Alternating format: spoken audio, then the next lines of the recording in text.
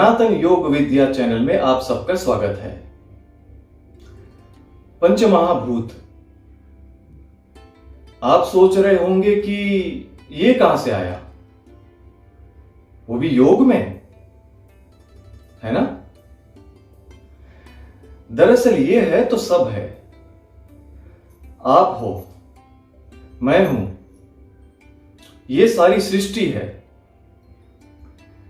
पूरा का पूरा ब्रह्मांड इन पांचों का खेल है। फिर इनका वर्णन योग में कैसे नहीं होता। पंच महाभूत यानी पांच तत्व जिन पर यह सारा ब्रह्मांड टिका है। योग साधनाओं का लक्ष्य है अपने जीवन पर मास्टरी, और ऐसा होना संभव है इन पांच तत्वों पर मास्टरी प्राप्त करके, जिसकी यात्रा शुरू होती है इन्हें एक एक करके शुद्ध करने और शरीर में इनका संतुलन बिठाने से।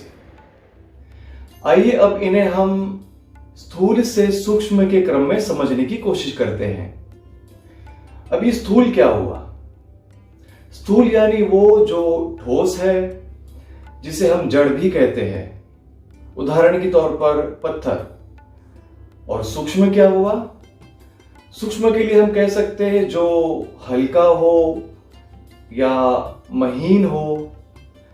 वैसे ये दोनों शब्द उसके अर्थ के आसपास है, लेकिन बिल्कुल वो नहीं है, मगर समझाने के लिए इनका सहारा मुझे लेना पड़ा। धरती सबसे स्थूलतम है, फिर आता है जल। अब यहां से तत्व नाटकीय रूप से हल्के होने लगते हैं और नंबर आता है अग्नि का, उसके बाद वायु, और सबसे आखिर में और सूक्ष्मतम आकाश। वायु तक तो हम सभी तत्वों को काफी आसानी से अनुभव कर पाते हैं, मगर आकाश को अनुभव करने के लिए चेतना को एक स्तर तक उठाना होता है, क्योंकि वो पंच इंद्रियों से परे है। पंच इंद्रियां यानी आंखें, नाक, कान, जीभ और त्वचा। हमारा अस्तित्व इन पांच तत्वों के सही अनुपात और संतुलन पर टिका है। इनके कम या ज्यादा होने पर हम स्वास्थ्य की विभिन्न परेशानियों में पड़ सकते हैं। इसलिए शरीर में इनका सही स्तर होना बहुत जरूरी है। तो चलिए शुरू करते हैं पृथ्वी तत्व से।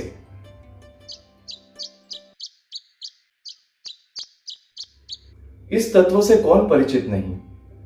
हमारे शरीर का भरण पोषण इसी से तो होता है, क्योंकि हम जो भी खाते हैं वो सब धरती से आता है।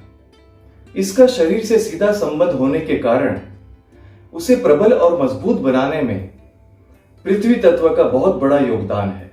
जिनका मन स्थिर ना हो, जिन्हें अत्यधिक सोचने की आदत हो, और जो बार बार अपना जॉब बदलते हैं, जो शरीर में वायु की उग्रता से पीड़ित हो, जिनमें लगन और धैर्य की कमी हो, जो अपने फैसलों पर टिक नहीं पाते और कंफ्यूज रहते हैं, चिंता और असुरक्षा के भाव से पीड़ित लोग, अपने रिश्तों में स्थिरता ना होने से परेशान, मूड बदलते रहने और अत्यधिक भावुकता होने से परेशान लोग इस तत्व के साथ किसी ना किसी तरीके से जुड़कर अपने जीवन को बेहतर बना सकते हैं। आइए इसके कुछ समाधानों पर एक नजर डालते हैं। पेड़ पौधे लगाना, पेड़ पौधों को स्पर्श करना, उन्हें आलिंगन करना, क्योंकि यह सृष्टि की वो सजीव रचना है जो धरती से पूरी तरह जुड़ी है, क्योंकि इनकी जड़ें हमेशा उसी में गड़ी रहती है। नंगे पैर धरती या घास पर चलना, बारिश के समय गीली मिट्टी में खेलना, समंदर या नदी किनारे रेत से पूरे शरीर को ढक लेना। मगर जो ऐसा ना कर सके वे घर में मुल्तानी मिट्टी का लेप भी लगा सकते हैं। फर्श पर बैठना, पलंग की बजाय फर्श पर ही बिस्तर लगाना, मिट्टी से बने मटके से पानी पीना, और मिट्टी की कलाकृतियां बनाना, पहाड़ों पर ध्यान लगाना। अगर आसपास कहीं पहाड़ ना हो तो उनके चित्र पर ध्यान लगाना या फिर मन में ही उसकी छवि पर ध्यानस्थ हो जाना। धरती से सीधा संपर्क रखने वाली सब्जियां जैसे गाजर, चुकंदर, पालक, मेथी और मूंगफली का सेवन करना कुछ उपाय है। योग आसनों की जानकारी रखने वाले प्रार्थना आसन, ताड़ासन, वृक्षासन, पर्वतासन और शव आसन के अभ्यास से भी स्वयं में पृथ्वी तत्व की वृद्धि कर सकते हैं। अगर आप इस तत्व को ध्यान से देखें तो आप पाएंगे कि यह भी ठहराव और स्थिरता की ओर इशारा करता है, जिसे हमने स्थैर्यम के पिछले 2 वीडियोस में भी समझा है।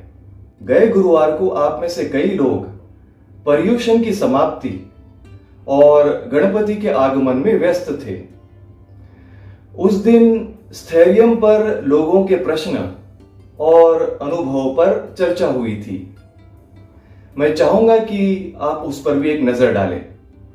उसका लिंक इस वीडियो के अंत में दिया गया है। चलिए अब मैं विदा लेना चाहूंगा।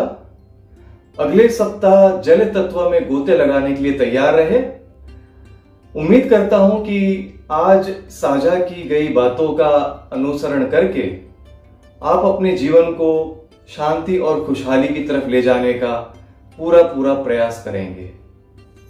धन्यवाद।